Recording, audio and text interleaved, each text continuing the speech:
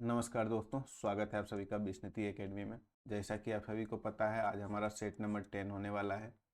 अगर हमारा ये सेशन आप सभी को पसंद आ रहा है तो सबसे पहले तो इस चैनल को सब्सक्राइब कर लें। तो बिना समय गवाए शुरू करते हैं आज का पहला क्वेश्चन से। क्वेश्चन नंबर 1 क्या कह रहा है कि ए एक निश्चित कार्य को उतने ही समय में कर सकता है जितने समय में बी और सी मिलकर वह कार्य कर सकते हैं। तो इस तरह का क्वेश्चन बनाने के लिए क्या करेंगे, सबसे पहले लिख लेंगे ए उतना ही समय ले रहा है जितना बी और सी ले रहा है। तो मतलब अगर ए जो है एक समय ले रहा है तो बी और सी कितना ले रहा होगा, एक। अब आगे पढ़ते हैं। यदि ए और बी मिलकर इस कार्य को 7 दिनों में कर सकता है तो ए और बी मिलकर कितना दिन में कर रहा है, 7 दिनों में। और सी अकेले उस कार्य को 9 दिनों में कर सकता है तो सी अकेले उस कार्य को कितना दिन में कर सकता है, 9 दिन में। अब इस तरह लिख लिए। अब इतना लिखने के बाद क्या कर रहा है, तो बी अकेले इस कार्य को कितने दिनों में कर सकता है। तो हम देख क्या रहे हैं कि ये टाइम का रेशियो है। ये क्या है, टाइम का रेशियो। तो इफिशियंसी इसका कितना निकल जाएगा, जस्ट उल्टा हो जाएगा। एक का क्या हो जाएगा, 1:1, और इसका क्या हो जाएगा, 9:7।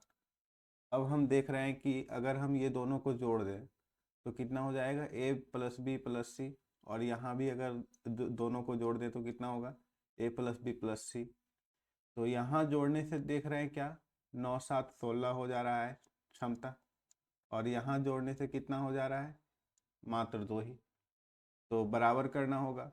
तो बराबर करने के लिए क्या करते हैं, 8 से गुना कर देते हैं इसमें सिर्फ। तो क्या हो जाएगा क्षमता, 1 × 8 8, और फिर 1 × 8 8। अब इतना हो गया। अब यहाँ से साफ साफ दिख रहा है क्या कि ए का क्षमता कितना है, 8 है, लिख लेते हैं। और यहाँ से क्या दिख रहा है, सी का क्षमता कितना है, 7 है। अब अगर सी 7 है और बी और सी का क्षमता कितना है, 8 है, तो बी का क्षमता कितना हो जाएगा, 1। कहीं से भी चेक कर सकते हो।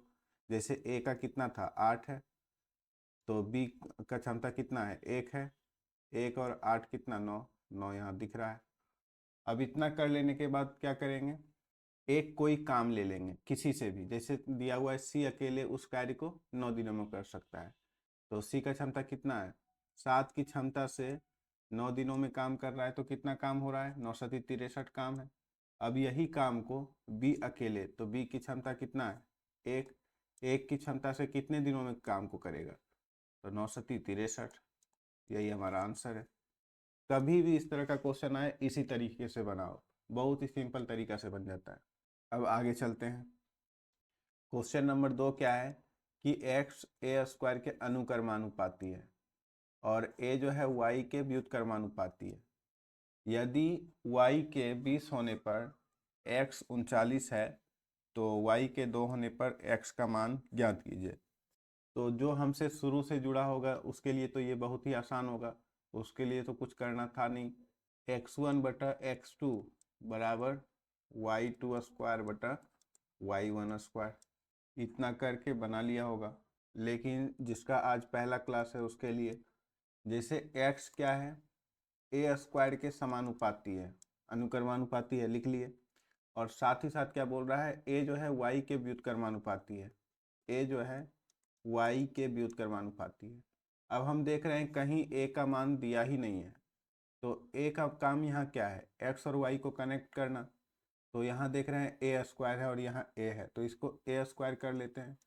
तो a² क्या हो जाएगा, व्युत्क्रमानुपाती है किसका, y² का।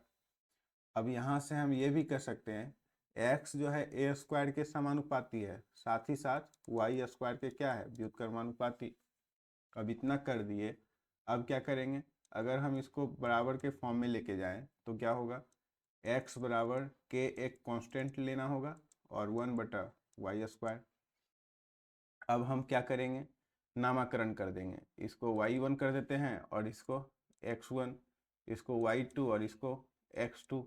अगर हम यहाँ देख रहे हैं x बराबर इतना दिया हुआ है, तो अगर हम x1 निकालें तो क्या हो जाएगा, x1 बराबर k × 1/y1² और x2 क्या हो जाएगा k इंटू 1/y2 का स्क्वायर। और अब क्या करेंगे, सिर्फ डिवाइड कर देंगे एक दूसरे से, तो क्या हो जाएगा x1/x2 और k कैंसिल हो जाएगा, तो बचेगा कितना, नीचे आ जाएगा y1² और ये ऊपर चला जाएगा तो क्या हो जाएगा y2²।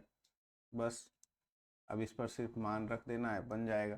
तो x1 कितना था 39/x2 का मान निकालना है, लिख लेते हैं, बराबर y2 कितना है, y2 2 है, तो 2 का स्क्वायर कितना होगा 4/y1 कितना है 20 है, तो 20 का स्क्वायर कितना होगा 400।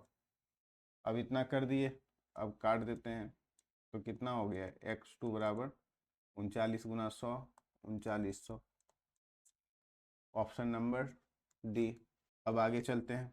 क्वेश्चन नंबर 3 क्या है कि एक कस्बे की वर्तमान जनसंख्या 1,60,000 है, जो प्रति वर्ष 25% की दर से बढ़ रही है।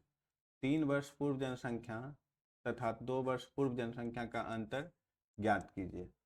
तो मान लेते हैं अभी का जनसंख्या कितना दिया हुआ है 1,60,000, तो 25% की दर यानी कि इसका फ्रैक्शन निकाल लेते हैं, 25 से काटेंगे तो 1/4, तो कितना हो रहा है 5/4। लेकिन इतना की दर से बढ़ रही थी, अगर हम पीछे जाते हैं तो क्या करते हैं, जस्ट उसका उल्टा कर देते हैं 4/5। अगर हम 3 वर्ष के लिए जाएं तो कितना हो जाएगा 4/5 4/5 और फिर 4/5। ये हमारा 3 वर्ष का निकल गया। और 2 वर्ष का निकालना चाहें तो क्या निकालेंगे 1,60,000 गुना 4/5 और 4/5।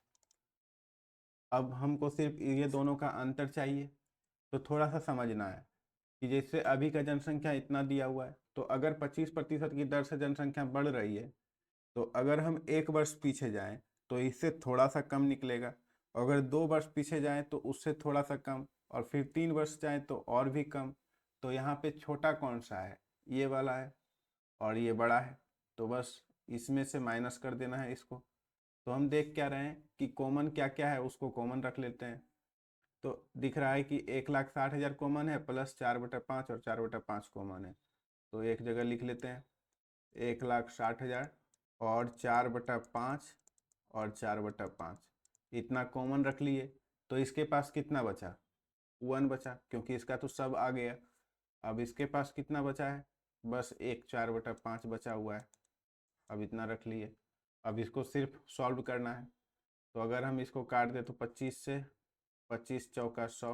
अब बस इसको गुना कर देते हैं, अभी रखते हैं 16 गुना 4 गुना 4 चौक 16 और गुना 100, और 5 में से अगर 4 घटा तो कितना हो जाएगा 1/5। अब इसको भी काट लेते हैं, 20×5 100। अब हम गुना कर देते हैं, तो कितना होगा 16 गुना 16 256 और 4 गुना 20 80। अब कितना हो जाएगा 8×4 = 48 का 8 बचा कितना 4, 8×5 = 40 और 4×44 का 4 बचा कितना 4, 8×2 = 16 और 4 20, 20 48 और 1 0 इस ऑप्शन में दिख रहा है, ऑप्शन नंबर 4 में। अब आगे चलते हैं। क्वेश्चन नंबर 4 क्या कह रहा है कि उस समषष्ठभुज का क्षेत्रफल ज्ञात कीजिए जिसकी भुजा की माप 16√2 सेंटीमीटर है। तो किसी भी n बहुभुज का क्षेत्रफल होता क्या है n इंटू √3/4 गुना भुजा स्क्वायर। अब जैसे ही इतना किए, अब इस पर बैठा देते हैं, n का मान क्या हो जाएगा समषष्ठभुज बोल रहा है यानी कि 6 हो जाएगा, इंटू √3/4 गुना भुजा स्क्वायर। भुजा कितना दिया हुआ है 16√2, 16√2 इंटू 16√2 कर दिए। अब इसको सिर्फ कैलकुलेट कर लेते हैं, तो कितना होगा √2 और √2 2, और फिर अगर 2 से काटते तो कितना होगा 3। अब हम गुना कर लेते हैं, 16 गुना 16 256 और 256 गुना 3 करेंगे तो कितना हो जाएगा 256 गुना 3√3। अब हम इतना करेंगे तो कितना होगा 3×6 = 18 का 8 बचा कितना 1, फिर 3×5 = 15 और 1 16 का 6 बचा कितना 1, और 3×2 = 6 और 1 7, 768√3 किस ऑप्शन में दिख रहा है, ऑप्शन नंबर डी। अब आगे चलते हैं। क्वेश्चन नंबर 5 क्या कर रहा है कि प्रथम 12 प्राकृतिक संख्याओं का औसत ज्ञात कीजिए। तो कभी भी इस तरह का क्वेश्चन बनाने के लिए हम फॉर्मूला का यूज नहीं करते। सिंपल है, प्रथम प्राकृतिक संख्या क्या हो जाएगा 1 और 12 तक जाएंगे तो 12वां प्राकृतिक संख्या क्या होगा 12। अब इन सभी का औसत पूछ रहा है तो क्या हो जाएगा a प्लस बी यानी कि पहला पद और अंतिम पद बटा 2, तो कितना हो जाएगा 13/2 6.5, ऑप्शन नंबर ए। अब आगे चलते हैं। क्वेश्चन नंबर 6 क्या है, दिया गया है कि 12 का पावर 0.36 है बराबर x और 12 का पावर 0.64 है बराबर y और x का पावर z है बराबर y का पावर 4 दिया हुआ है। तो हमको बताना क्या है z का मान। तो कभी भी इस तरह का क्वेश्चन दिखे तो कुछ नहीं करना है, जो जहाँ पे है वहाँ लिख देंगे। तो हमसे पूछ क्या रहा है x का पावर z बराबर y का पावर 4 रख लेते हैं। अब इसमें x का मान और y का मान सिंपली रख देंगे। तो x यहाँ पे कितना दिया हुआ है x बराबर 12 का पावर 0.36, लेकिन ये तो x है। अब इसका पावर क्या है z है, अगर z हम गुना करेंगे तो क्या हो जाएगा यहाँ पे z हो जाएगा बराबर y का मान कितना दिया हुआ है 12 का पावर 0.64 और अगर इसका पावर हम क्या कर दें 4 तो फिर यहाँ आकर के गुना हो जाएगा 4, बस इतना लिख दिए। अब सभी को पता है कि a का पावर m बराबर a का पावर n हो, तो अगर बेस समान होता है तो क्या होगा पावर भी समान हो जाएगा m बराबर n। तो बस कुछ करना है नहीं, अगर यहाँ 12 दिख रहा है यहाँ भी 12 दिख रहा है तो फिर क्या हो जाएगा 0.36 इंटू जेड बराबर 0.64 इंटू 4। अब इसको सिर्फ सॉल्व कर लेना है तो क्या हो जाएगा, ये पॉइंट कैंसिल नीचे 100, ये पॉइंट कैंसिल नीचे 100, ये तो कोई फर्क ही नहीं पड़ा कट गया। अब अगर हम काटे तो क्या होगा 4 से 4 9 36, तो z का मान कितना निकला 64/9, यही हमारा आंसर है। अब भाग दे देते हैं तो 9 सती 63 पॉइंट कितना होगा 1, तो किस ऑप्शन में दिख रहा है ऑप्शन नंबर बी। ऐसे क्वेश्चन को टफ नहीं करना है, सिंपल है, सिंपल तरीका से बना लेंगे। अब आगे चलते हैं। क्वेश्चन नंबर 7 क्या है हमारे पास कि 2 पाइप एक टंकी को क्रमशः 35 मिनट और 15 मिनट में भर सकते हैं। टंकी को खाली करने के लिए टंकी के तल पर एक पाइप लगा है। यदि तीनों पाइप एक साथ खोल दिया जाए तो खाली टंकी 6 मिनट में भर जाती है। यदि कोई अन्य पाइप खुला ना हो तो टंकी के तल पर लगा पाइप पूरी तरह से भरी हुई टंकी को खाली करने में कितना समय लेगा। तो देख रहे हैं क्या कि एक भर रहा है 35 मिनट में और दूसरा भर रहा है 15 मिनट में, और अगर हम खाली करने वाले को लगा रहे हैं तो 6 मिनट में ही भर जा रहा है। तो टेक्निकली ये क्या हुआ गलत हुआ। तो ऐसे क्वेश्चन एग्जाम में दे देते हैं कभी कभी, जैसे पुत्र की आयु कभी कभी पिता की आयु से अधिक दे देता है, ठीक उसी तरह यहाँ पे खाली करने के बजाय टंकी भर रहा है। तो इस तरह का क्वेश्चन में ज़्यादा समय बर्बाद नहीं करना है एग्जाम में, बस क्वेश्चन बना लेंगे और आगे बढ़ जाएंगे। टेक्निकली ये क्वेश्चन गलत है। तो मान लेते हैं कि ए जो है टंकी को 35 मिनट में भर रहा है और बी 15 मिनट में और सी की मदद से 6 मिनट में। तो सबसे पहले काम निकाल लेते हैं। काम कितना हो जाएगा 7 गुना 5 और गुना कितना हो जाएगा 3 और गुना 2, ये हमारा काम निकल गया। अब सभी का क्षमता निकाल लेते हैं।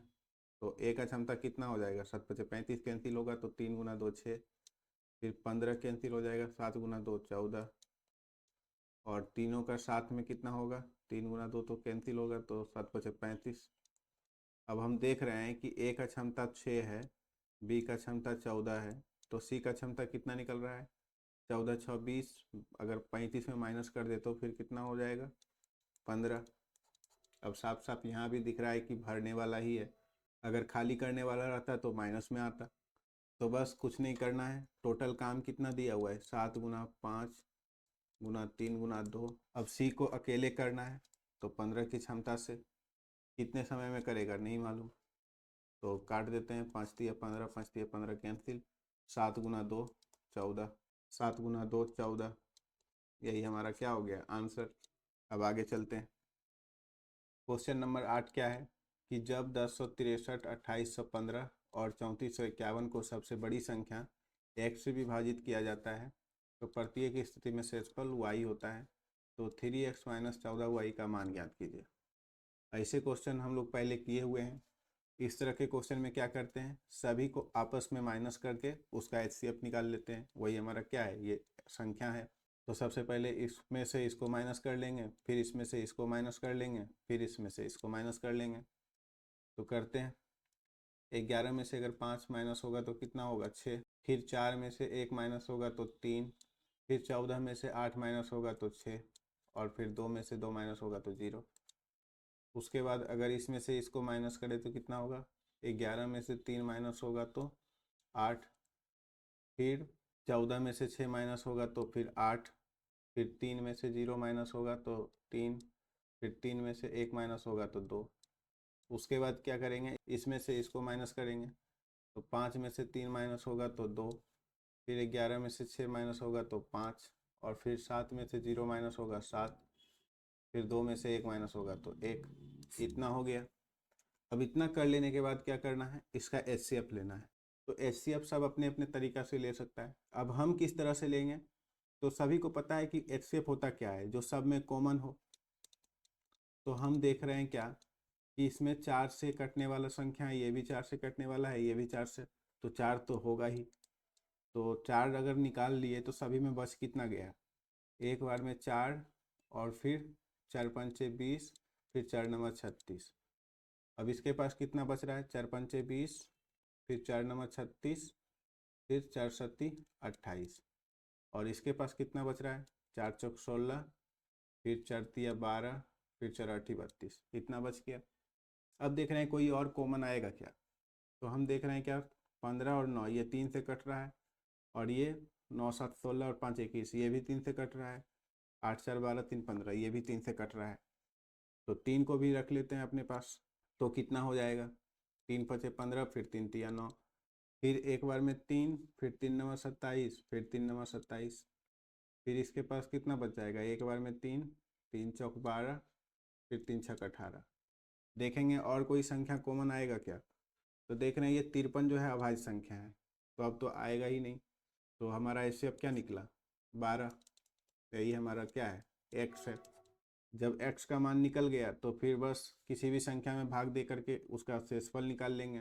तो अगर हम 1063 में 12 से भाग लगा दे तो कितना होगा, 12 8 96, 0 और 1।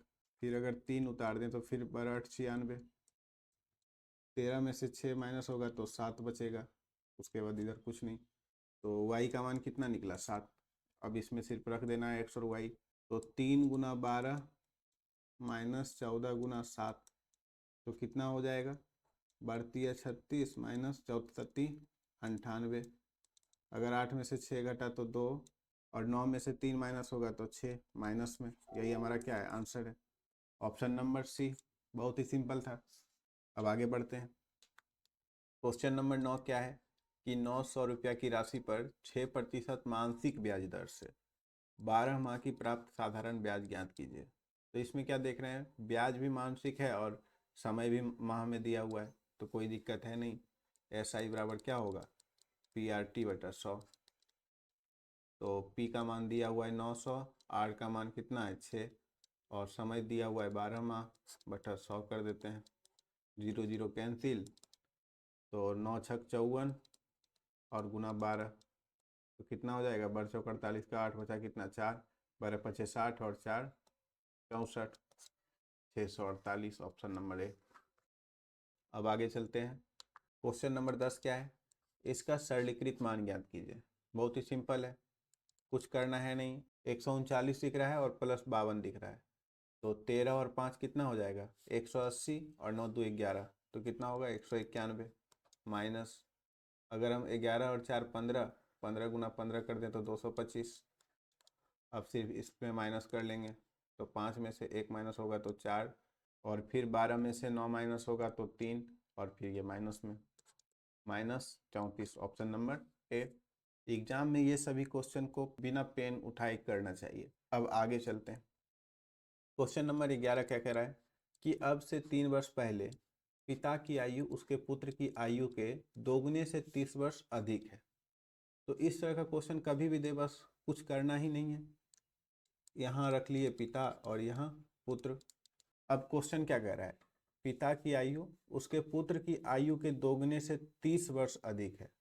तो पुत्र की आयु x है तो पिता की आयु कितना होगा, 2x + 30। लेकिन क्या 3 वर्ष पहले, तो वर्तमान उम्र कितना हो जाएगा, 3 वर्ष ऐड कर देते हैं, ये हो गया वर्तमान उम्र। अब क्या कर रहा है, अब से कितने वर्ष बाद, तो मान लेते हैं y वर्ष बाद उसकी आयु उसके पुत्र की आयु की दोगुनी होगी। तो कुछ करना नहीं है, 2x + 33 ये हो गया वर्तमान आयु, y वर्ष बाद इसकी आयु इसके पुत्र की आयु, तो पुत्र की आयु भी y वर्ष बाद इतना हो जाएगा कि आयु की दोगुनी हो जाएगी। बस इतना कर दिए। अब इसको सिर्फ सॉल्व करना है, तो कितना हो जाएगा, 2x + y + 33 बराबर कितना हो जाएगा, 2x + 6 + 2y। अब 2x कैंसिल हो गया, 33 में से 6 माइनस हो जाएगा तो कितना होगा, 27, और 2y में से एक y चला गया तो y, तो y का मान कितना निकला, 27 वर्ष। यानी 27 वर्ष बाद क्या हो जाएगा, पिता की आयु उसके पुत्र की आयु की दोगुनी हो जाएगी। बन गया। अब आगे चलते हैं। क्वेश्चन नंबर 12 क्या है, एक व्यक्ति अपनी आय का 50% बचाता है। यदि उसका व्यय 320 है तो आय कितना होगा, 640। Option number C. आधा खर्चा कर रहा है, आधा बचा रहा है। अब आगे चलते हैं। क्वेश्चन नंबर 13 क्या है कि एक नाव की चाल धारा की दिशा में 41 किलोमीटर प्रति घंटा और धारा की विपरीत दिशा में 20.5 किलोमीटर प्रति घंटा। तो सबसे पहले लिख लेते हैं, धारा की दिशा में क्या हो जाएगा, u + v का मान कितना दिया हुआ है, 41 किलोमीटर प्रति घंटा, और विपरीत दिशा यानी कि u - v बराबर कितना हो जाएगा, 20.5 किलोमीटर प्रति घंटा। तो एक नाव को एक स्थान तक जाने और वापस आने में कुल समय कितना लग रहा है, 13। तो समय होता क्या है, दूरी बटा चाल। तो बस इस पे सिर्फ रख देना है, तो क्या हो जाएगा, 13 समय लग रहा है टोटल समय, और अगर दी दूरी 41 की चाल से जा रहा है तो कुछ समय लग रहा होगा, प्लस में वही दूरी कितना की चाल से आ रहा है, 20.5 की चाल से आ रहा है, तो इतना समय लग रहा है। तो टोटल समय बराबर टोटल समय कर लिए। अब इसको सिर्फ सॉल्व करेंगे, डी का मान जो निकलेगा गुना 2 कर देंगे, वही हमारा कुल दूरी निकल जाएगा। क्योंकि एक जा रहा है और एक वापस आ रहा है तो टोटल दूरी तो 2d हो जाएगा। तो सबसे पहले डी का मान निकाल लेते हैं। तो क्या करेंगे, अगर हम इसको पॉइंट हटा करके ऊपर लेके चलें तो 10 हो जाएगा, और अगर हम काट दें तो 5 से 5 दूनी 10, 5 चौक 20, एक बार में 5। अब आसान हो गया एलसीएम लेना, तो 41 एलसीएम आ गया, और 2d और 1d 3d हो गया, बराबर कितना 13। तो डी का मान कितना निकला, 13 × 41 बटा 3। तो हमसे पूछ रहा था क्या, कुल दूरी, तो 2d, तो सिर्फ इसमें गुना कर देंगे तो यही हमारा क्या है, आंसर है। तो कितना हो जाएगा, 13 दूनी 26, 26 × 41 कर लेते हैं तो 26, और फिर 4 छक 24 के 4 बचा कितना 2, 4 दूनी 8 2 10, तो 6 और 8 और 10, 1086/3 किस में है, ऑप्शन नंबर बी में है। अब आगे बढ़ते हैं। क्वेश्चन नंबर 14 क्या है कि केंद्र O और 6 सेंटीमीटर त्रिज्या वाले एक वृत्त में एक जीवा AB खींची गई। यदि केंद्र और जीवा की न्यूनतम दूरी 4.5 सेंटीमीटर है तो जीवा AB की लंबाई ज्ञात कीजिए। सिंपल है, एक सबसे पहले क्या करते हैं, वृत्त बना लेते हैं। अब इसमें एक केंद्र O है और क्या कह रहा है, एक जीवा AB खींचने बोल रहा है, खींच लिए। अब क्या कह रहा है कि केंद्र और जीवा की न्यूनतम दूरी, तो न्यूनतम दूरी क्या होगा, ये हमारा होगा लंब, जो केंद्र से जीवा पर लंब डालेंगे वही क्या होगा, जीवा से न्यूनतम दूरी। तो न्यूनतम दूरी दिया हुआ है कितना, 4.5, और त्रिज्या कितना दिया हुआ है, 6। तो हमसे पूछ रहा है जीवा की लंबाई, तो सभी को पता है और नहीं तो जो हमारा क्लास रेगुलर कर रहा है उसको तो पता ही होगा, जब भी जीवा पर केंद्र से कोई लंब डाल रहे हैं तो वो जीवा को क्या करता है, 2 बराबर भागों में बांट देता है। तो अगर हम इसका मान निकाल दें तो सिर्फ गुना 2 कर देंगे, वही हमारा आंसर हो जाएगा। तो एक समकोण त्रिभुज में देख रहे हैं, ये कर्ण है और ये लंब है, तो आधार कितना हो जाएगा, इसका स्क्वायर 36 माइनस इसका स्क्वायर कितना होगा, 4 पंचे 20 25, तो यानी 20.25 रूट अंडर में। तो कितना हो जाएगा, एक को हम उधर भेज देते हैं, तो 35 में से 20 माइनस होगा तो 15, और 100 में से 25 माइनस होगा तो 75। तो इतना हो गया। अगर इसमें से हम अगर रूट से बाहर लेके जाएं तो क्या क्या निकलेगा, ऐसे कर लेते हैं और आसान बनाने के लिए। तो 25 चौका 100, 25 छक्का 150, और फिर 25 तिया 75। अब हम 63 में से 9 सती 63 यानी 3 हम बाहर में रख लेते हैं और 7 अंदर में, और अगर 4 को रूट से बाहर निकाले तो कितना निकलेगा, 2। तो ये जो निकला क्या निकला, यहाँ से यहाँ तक की दूरी। अब अगर ये निकालना होगा तो सिर्फ 2 से गुना कर देंगे, तो हमारा टोटल दूरी कितना निकल गया, ए से बी तक की दूरी 3√7, ऑप्शन नंबर 4। अब आगे चलते हैं। क्वेश्चन नंबर 15 क्या है कि के किस मान के लिए द्विघात समीकरण इतना और इतना के दोनों मूल समान होंगे। तो दोनों मूल समान होने के लिए हम क्या करते हैं, समीकरण को बराबर कर देते हैं। तो यहाँ देख रहे हैं 4x² है और यहाँ 2x² है, तो इसको भी 4x कर देते हैं, तो कितना हो जाएगा, 4x² माइनस 10x फिर प्लस 6 बराबर 0। 2 से सिर्फ इसमें गुना कर दिए। अब हम देख रहे हैं कि 4x² तो यहाँ भी है, ठीक है, यहाँ भी प्लस 6 यहाँ भी प्लस 6, तो ये भी तो दोनों आपस में क्या होगा, बराबर होगा। तो -k+1 बराबर -10 कर दिए, यहाँ पे x होगा। अब क्या हो जाएगा, ये माइनस माइनस कैंसिल, k बराबर कितना, 10 में से 1 माइनस होगा तो 9, ऑप्शन नंबर सी। अब आगे चलते हैं। क्वेश्चन नंबर 16 क्या है कि 8 संख्याओं का औसत दिया हुआ है कितना, 124। यदि सबसे छोटी संख्या संख्याओं के योग का 16वां भाग है तो सबसे छोटी संख्या ज्ञात कीजिए। तो मान लेते हैं छोटी संख्या x है, और छोटी संख्या के बारे में क्या कर रहा है, सभी संख्याओं का योग का 16वां भाग, बस इतना कर दिए। तो 8 से अगर काट दे तो 8 दूनी 16, 2 से काटेंगे तो फिर 62, x का मान कितना निकला, 62, ऑप्शन नंबर 4। अब आगे चलते हैं। क्वेश्चन नंबर 17 क्या है कि 76% की छूट देने के बाद एक सीलिंग फैन का मूल्य कितना है, 3330 है। तो सबसे पहले 76% छूट देने के बाद इतना है, तो 100% निकाल लेते हैं। तो अगर हम 76% छूट दे रहे हैं तो बेच कितना में रहे हैं, 24% में। तो 24% का मान दिया हुआ है कितना, 3330 रुपया। तो 100% कितना हो जाएगा, 3330/24 गुना 100।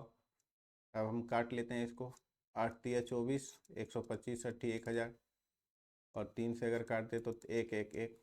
अब हम गुना कर लेते हैं तो कितना हो जाएगा, 125 125 और फिर 125, तो 5 7 और 8 3 1, कितना निकला, 13,875। अब आगे पढ़ते हैं। क्या कह रहा है, यदि कोई छूट नहीं दी जाती तो दुकानदार को 50% का लाभ होता। तो कोई छूट नहीं देते तो कितना में बिकता, इतना में बिकता, 13,875 में। लेकिन दुकानदार को क्या होता, इतना में बेचने पर 50% का लाभ होता। तो सीलिंग फैन का क्रय मूल्य, तो मान लेते हैं क्रय मूल्य x है, तो हम कह सकते हैं कि क्रय मूल्य का 150% बराबर कितना है, 13,875। सिंपल है। अगर कोई छूट पर नहीं बेचते तो इतना में बेच रहे होते, और इतना में बेचते तो 50% का लाभ होता। तो क्रय मूल्य का 150% बराबर इतना। अब इसको सिर्फ सॉल्व करना है, 0 0 कैंसिल, 15 9 35 से 135, 3 और 7, 15 दूनी 30, और 7 और 5 15 5 75। तो x का मान कितना निकला, 9,250 रुपया। यही हमारा आंसर है, ऑप्शन नंबर डी। अब आगे चलते हैं। क्वेश्चन नंबर 18 क्या है कि निम्नलिखित को सरल कीजिए। बहुत ही सिंपल है। 47 में से अगर 27 को माइनस कर लेंगे तो कितना बच जाएगा, 20 और प्लस 65 यानी कि 85, कितना हो गया। अब प्लस कितना हो जाएगा, 49/7 है तो 7 हो जाएगा, 7×7 = 49। अब ये दोनों को सिर्फ ऐड कर लेना है तो कितना होगा, 92, ऑप्शन नंबर ए। अब आगे चलते हैं। क्वेश्चन नंबर 19 क्या है कि एक बेड का अंकित मूल्य कितना दिया हुआ है, 744 रुपया, जो लागत मूल्य से कितना अधिक है, 31% अधिक है। मान लेते हैं क्रय मूल्य किसी का कितना होगा, 100, और अंकित मूल्य इसका कितना है, 131। अब आगे क्या कर रहा है, यदि लाभ प्रतिशत 9 है तो छूट प्रतिशत ज्ञात कीजिए। तो हम देख क्या रहे हैं कि अगर हमारा क्रय मूल्य 100 है और हमको चाहिए कितना, लाभ प्रतिशत 9, तो हम बेचेंगे उसको कितना में, 109 में। अब इतना कर दिए तो हमसे पूछ रहा है क्या, छूट प्रतिशत। तो छूट तो कभी भी देते हैं तो मार्केट प्राइस पे देते हैं, तो कितना छूट दे रहे हैं, 131 में अगर 9 माइनस कर लिए तो कितना होगा, 22/131 गुना 100। यही हमारा आंसर है। इसमें 744 का कोई ज़रूरत ही नहीं था। अब हम अगर 2200 में 131 से भाग दे दे तो क्या हो जाएगा, एक बार में 131, तो 9 और फिर 11 में से 3 घटा तो कितना बचा, 8, और फिर 0। अब कितना बार में लगेगा, जो लगेगा एक ही बार लगाएंगे और फिर छोड़ देंगे। तो 13×5 = 65, बहुत कम है। 13×8 कितना होगा, 104 हो जाता है, बहुत ज़्यादा हो जाता है। 13×6 = 78, 6 बार में लगा के देखते हैं, 6 और 6×3 = 18 का 8 बचा कितना, 1, 6 और 1 7। तो 10 में से 6 माइनस होगा तो कितना, 4, फिर 0, फिर 1। सही लगा। अब देख रहे हैं 16, 16 किस में है, ऑप्शन नंबर बी में है। अब आगे लगाना ही नहीं है। एग्जाम में भी इसी तरह बनाया करो, कभी भी क्वेश्चन आए तो जहाँ भी दिख जाए कि हमारा आंसर ये आ रहा है, बस वहीं तक रख करके आगे निकल जाएंगे। अब अगला क्वेश्चन पे चलते हैं। अब क्वेश्चन नंबर 20 क्या है कि 56 सेंटीमीटर, 42 सेंटीमीटर और 70 सेंटीमीटर भुजाओं वाले एक समकोण त्रिभुज को 56 सेंटीमीटर वाले भुजा के चारों ओर घुमाकर एक शंकु बनाया गया। तो हमारे पास कितना दिया हुआ है, एक समकोण त्रिभुज है, ये हमारा 56 है, ये 42 है और ये 70 है। अब क्या कर रहा है कि 56 सेंटीमीटर भुजा वाले भुजा को चारों ओर घुमा करके एक शंकु। अब इसको हम अगर चारों तरफ घुमा दें तो ये क्या बन गया, शंकु बन गया। तो क्या कर रहा है, इस प्रकार बने शंकु का संपूर्ण पृष्ठ क्षेत्रफल। तो इसमें हम क्या देख रहे हैं कि ये जो है, ये भुजा, इसके लिए शंकु के लिए क्या बन गया, त्रिज्या बन गया है, और ये क्या बन गया है, ऊंचाई, और ये बन गया है एल का मान। तो शंकु का संपूर्ण पृष्ठ क्षेत्रफल होता क्या है, πr_l प्लस πr², वक्र पृष्ठ क्षेत्रफल प्लस नीचे वाला वृत्त का क्षेत्रफल, यही है। तो इसको हम अगर शॉर्ट में लिखे तो क्या होगा, πr×l+r। अब सॉल्व कर लेते हैं। पाई का मान देख रहे हैं ऑप्शन में पाई ही रखा हुआ है तो रख लेते हैं पाई। आर का मान कितना हो जाएगा, 42, और एल कितना दिया हुआ है, 70, और आर कितना है, 42। 70 + 42 कितना हो जाएगा, 112। तो हम देख रहे हैं क्या कि 2 से गुना करें तो कितना होगा, 2 दूनी 4, इकाई अंक में 4 एक ही में है ऑप्शन में, तो हमारा आंसर डी हो जाएगा। अगर गुना करना है तो कर सकते हैं, लेकिन कभी भी एग्जाम में इस तरह का दिख रहा है कि 2 × 2 4 है इकाई अंक में, तो कभी गुना करने का जरूरत ही नहीं है। अब आगे बढ़ते हैं।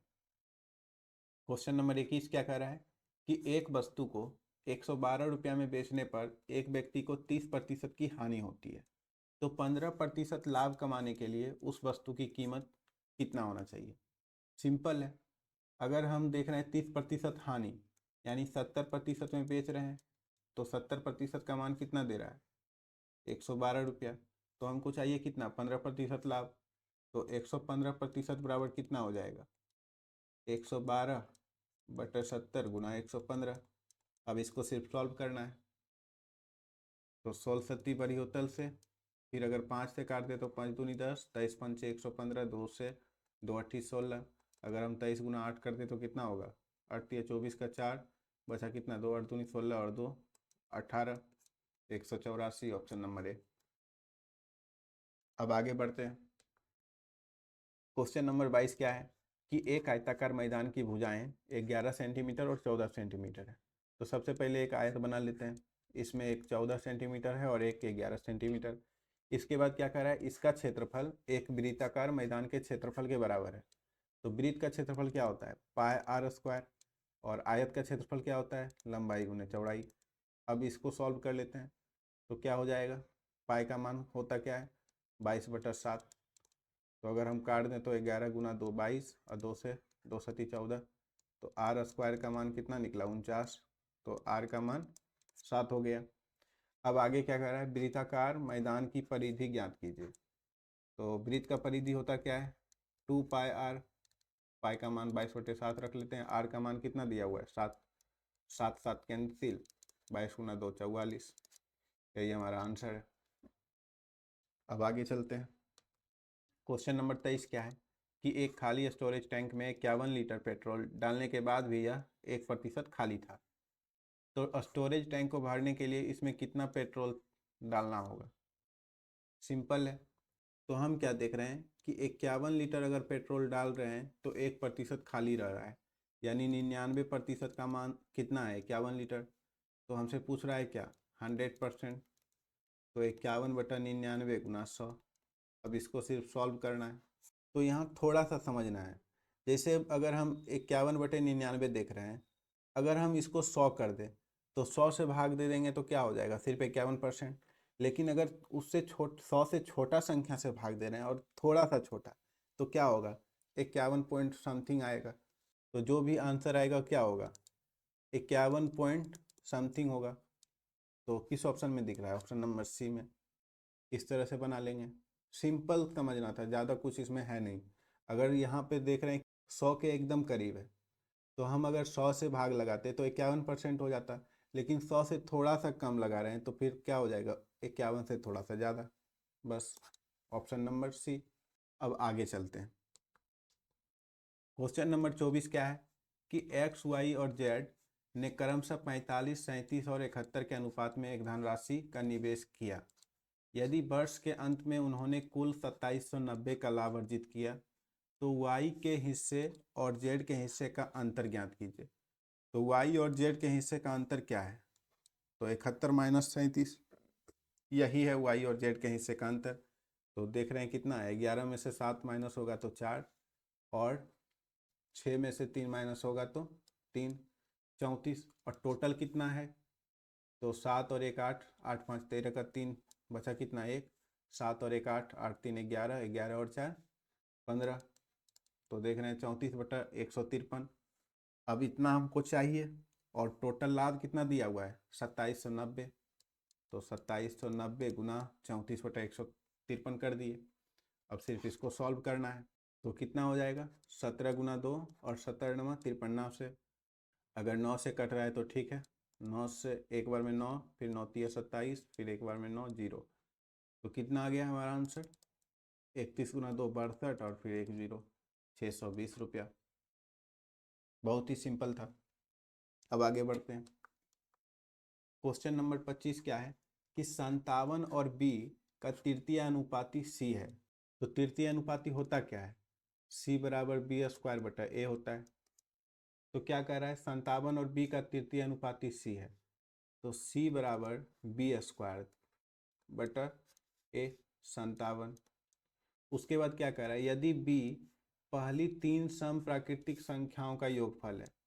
तो पहली 3 सम प्राकृतिक संख्या क्या होगा, 2 4 6।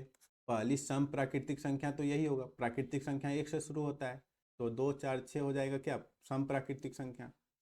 अब ये सभी का योग, तो 6 4 10 और 2 12। तो बी का मान कितना है, 12 है। तो हमको सी का मान निकालना है। तो सी बराबर क्या हो जाएगा, 12 गुना 12 बटा 57। अब इसको सिर्फ सॉल्व कर लेना है। अगर 3 से काट दे तो 3 चौक 12, फिर 19 तिया 57। तो 12 चौक 48 बटा 19। तो कितना हो जाएगा, तो 19 दूनी 38, और फिर 10 और फिर पॉइंट लगेगा। तो फिर जैसे ही 2 देख रहे हैं तो किस ऑप्शन में 2 है, एक ही ऑप्शन में है। हमारा आंसर हो गया। अब आगे करने का जरूरत ही नहीं था। हमारा काम सिर्फ इतना नहीं है कि आकर के अच्छा से इसको सजा करके बना दिए और हो गया। हम ये बताना चाह रहे हैं कि हम एग्ज़ाम में किस तरह से क्वेश्चन बनाते थे, जो कि हमको बहुत ही ज़्यादा फायदा होता था और उससे हम बहुत सारा एग्ज़ाम भी क्लियर किए थे। तो हम चाहते हैं कि आप लोग भी इस चीज़ का फ़ायदा एग्ज़ाम में उठाएं कि एग्ज़ाम में पूरा सॉल्व करने के बजाय छोटा सा सॉल्व कर लिए, आंसर आ रहा है, ऑप्शन टिक करके आगे बढ़ गए। अब आगे बढ़ते हैं। क्वेश्चन नंबर 26 क्या है कि जमीन पर एक बिंदु से पहाड़ी की चोटी का उन्नयन कोण 60 डिग्री है। तो मान लेते हैं जमीन पर कोई बिंदु है और यहाँ से कोई पहाड़ी का उन्नयन कोण कितना दिया हुआ है, 60 डिग्री। और ये क्या हो गया, पहाड़ी का हाइट। क्या कह रहा है, यदि पहाड़ी 171 मीटर ऊंची है तो कितना दिया हुआ है, यह 171 मीटर ऊंची। तो हमसे पूछ क्या रहा है, तो दिए गए बिंदु से पहाड़ी की चोटी तक की दूरी ज्ञात कीजिए। यानी कि इस बिंदु से चोटी तक, यानी ये दूरी हमको निकालना है। तो जो भी हमसे क्लास किया होगा दूसरा क्लास, उसको अच्छे से पता होगा कि 60 के सामने क्या होता है, √3। और समकोण त्रिभुज में अगर 60 है तो दूसरा कोण कितना होगा, 30 डिग्री। और ये हमारा तो 90 डिग्री है ही। तो 60 के सामने √3, 30 के सामने क्या होता है 1, और 90 के सामने कितना होता है 2। तो √3 का मान दिया हुआ है 171। तो हमसे पूछ क्या रहा है, 2 का मान। तो कितना हो जाएगा, 171 बटा √3 गुना 2। इसमें ज़्यादा कुछ करना था नहीं, बस इसको सॉल्व कर देंगे। अब इसको सॉल्व करने के लिए हर परिमेयकरण कर देते हैं, √3 बटा √3। तो 3 से अगर काट दें तो कितना होगा, 3 पचे 15 और 3 सत्ती 21। तो 57 गुना 2 करें तो कितना, 114 √3। ऑप्शन नंबर बी बन गया। अब आगे चलते हैं। क्वेश्चन नंबर 27 क्या है कि 32 किलोमीटर प्रति घंटा की चाल से चलने वाली ट्रेन ए विपरीत दिशा में 28 किलोमीटर प्रति घंटा की चाल से चलने वाली ट्रेन बी को पूरी तरह से पार करने में 33 सेकेंड का समय लेती है। ट्रेन बी की लंबाई ट्रेन ए की लंबाई की 1.5 गुनी है। ट्रेन बी पुल को 54 सेकेंड में पूरी तरह से पार करती है, तो पुल की लंबाई मीटर में ज्ञात कीजिए। तो सबसे पहले क्या करते हैं, ट्रेन ए और ट्रेन बी की दूरी देख लेते हैं। तो ट्रेन बी की लंबाई ट्रेन ए की लंबाई की 1.5 गुनी, यानी ट्रेन ए अगर x है तो ट्रेन बी कितना होगा, 1.5 x मीटर में। इतना कर लेने के बाद पहला स्टेटमेंट को फिर से पढ़ते हैं। 32 किलोमीटर प्रति घंटा की चाल से चलने वाली ट्रेन ए विपरीत दिशा में 28 किलोमीटर प्रति घंटा की चाल से चलने वाली ट्रेन बी को पूरी तरह से पार करने में 33 सेकेंड का समय लेती है। इसका मतलब ये जो समय है 33, समय बराबर क्या होता है, दूरी बटा चाल। तो दूरी हमारा क्या हो जाएगा, दोनों ट्रेनों की लंबाई। तो दोनों ट्रेनों का योग कितना हो जाएगा, x और प्लस 1.5x, तो 2.5x। अब ये देख रहे हैं ये सेकेंड में है और ये मीटर में है, अभी तक तो ठीक है। लेकिन चाल क्या हो जाएगा, समय बराबर दूरी बटा चाल। चाल क्या हो जाएगा, ट्रेन विपरीत दिशा में आ रही है तो दोनों ऐड हो जाएगा। तो 32 और 28 कितना होगा, 60। लेकिन 60 जो है किलोमीटर प्रति घंटा में है, तो इसको मीटर पर सेकंड में चेंज करने के लिए क्या करना होगा, 5/18 से गुना करना होगा। तो 5/18 यहाँ ना गुना करके यहाँ कर लेते हैं। अब इसको सिर्फ सॉल्व कर लेते हैं तो x का मान निकल जाएगा। अगर हम पॉइंट हटा दे तो कितना होगा, इतना। 25 से काट दे तो 2 बार में 50, 2 से 2 नंबर, और फिर 3 से 3 तिया 9, फिर 11, और फिर 3 से 20। तो x का मान कितना निकल गया, 11 गुना 2 22, और फिर 1 0, तो 220 निकल गया। अब देख रहे हैं कि ट्रेन बी जो है पुल को 54 सेकेंड में पार करती है। तो मान लेते हैं कि कोई पुल की लंबाई होगा y और ट्रेन बी की लंबाई कितना है 1.5, और x का मान कितना निकाले हैं 220 बटा बी का चाल कितना दिया हुआ है 28 किलोमीटर प्रति घंटा। तो 28 गुना फिर 5/18 हो जाएगा। अब इतना कर दिए, बराबर समय कितना ले रहा है 54 सेकेंड। 54 सेकेंड कर दिए, बस इसको सिर्फ सॉल्व कर लेना है। तो 18 से अगर काट दे तो 38 है 54, और फिर अगर हम गुना कर दें यहाँ तो कितना हो जाएगा, ये 0 और 0 कैंसिल होगा। तो हमारे पास बच जाएगा कितना, y प्लस 15 दूनी 30 का 0 बचा कितना 3, 15 दूनी 30 और 3 33 बराबर 5 तिया 15, 15 गुना 8 कितना हो जाएगा? 120 का 0 बचा कितना? 12, और फिर 15 दूनी 30, 30 और 12 42, तो 420। तो y का मान कितना निकल गया? अगर 420 में से 330 को माइनस कर दें तो कितना हो जाएगा? 90। यही हमारा आंसर है। इसमें कुछ समझने वाली बात था ही नहीं। अगर विपरीत दिशा में जा रहा है ट्रेन तो चाल क्या हो जाता है? जुड़ जाता है। अगर समान दिशा में जा रहा होता है तो फिर चाल माइनस हो जाता है। तो अब अगला क्वेश्चन पे चलते हैं। क्वेश्चन नंबर 28 क्या है? यदि x प्लस 1/x का मान कितना दिया हुआ है? 15, तो x³ प्लस 1/x³ का मान ज्ञात कीजिए। बहुत ही सिंपल है, यहाँ भी प्लस है और यहाँ भी प्लस है, और क्यू में पूछ रहा है तो क्या हो जाएगा? KQ minus 3K। तो 15 का क्यू कितना होता है? 33 75 माइनस 15 तिया 45, तो कितना हो जाएगा? 33 और 30। यही हमारा आंसर है, ऑप्शन नंबर बी। अगर इसको सॉल्व करने जाएंगे तो कुछ नहीं, इसका हॉल क्यू कर देंगे, उसके बाद फिर उसको अच्छा से सॉल्व कर लेंगे, बस आ जाएगा आंसर। अब आगे चलते हैं। क्वेश्चन नंबर 29 क्या है? प्रेक्षण दिया हुआ है, इसका समांतर माध्य ज्ञात कीजिए। तो समांतर माध्य क्या होता है? सभी का योग बटा जितना भी संख्या है उससे डिवाइड कर देंगे। तो अगर हम सभी को ऐड कर लें तो कितना होगा? सबसे पहले दहाई अंक को ले लेते हैं। जैसे 6 6 12, 12 3 15, 15 5 20, 20 5 25, 3 28, और 8 36, 36 और 6 42, 42 और 8 कितना हो जाएगा? 50, यानी कि 500 हो गया। अब प्लस में कितना है? अब इकाई अंक जोड़ लेते हैं। 4 4 8, 1 9, 9 5 14, 14 और 8 कितना? 22 और 9 31, और 31 और 9 40, बटा कितना संख्या दिया हुआ है? 1 2 3 4 5 6 7 8 9, लिख लिए। अब कितना हो जाएगा? 540 बटा 9, तो 9 छक 54। हमारा आंसर कितना निकल गया? 60, ऑप्शन नंबर सी। अब आगे बढ़ते हैं। क्वेश्चन नंबर 30 क्या है? कि किसी आंकड़ा समुच्चय का माध्य और बहुलक क्रमशः 33.9 और 40.1 है, तो मूलानुपातिक सूत्र का उपयोग करके आंकड़ा समुच्चय की माध्य का ज्ञात कीजिए। सिंपल है, दो माध्य बराबर क्या होता है? 3 माध्य का माइनस बहुलक। अब इस पर सिर्फ बैठा देना है, तो दो माध्य कितना हो जाएगा? 2 गुना 33.9 है, इसको सिर्फ 34 लिख लेंगे। 3 माध्यिका, 3 माध्यिका को m लिख लेते हैं, माइनस बहुलक। बहुलक कितना दिया हुआ है? 40.1, इसको सिर्फ 40 रख लेते हैं। तो 34 गुना 2 कितना होगा? 68, प्लस इधर ले आते हैं 40, बराबर 3m। तो इधर कितना हो गया? 108 बराबर 3m। 3 से अगर काट दे तो 3 तिया 9, फिर 3 छक 18, m का मान कितना निकला? 36। 36 के आसपास कौन सा आंसर है? Option number B. तो इसी के साथ आज का क्लास यहीं समाप्त होता है।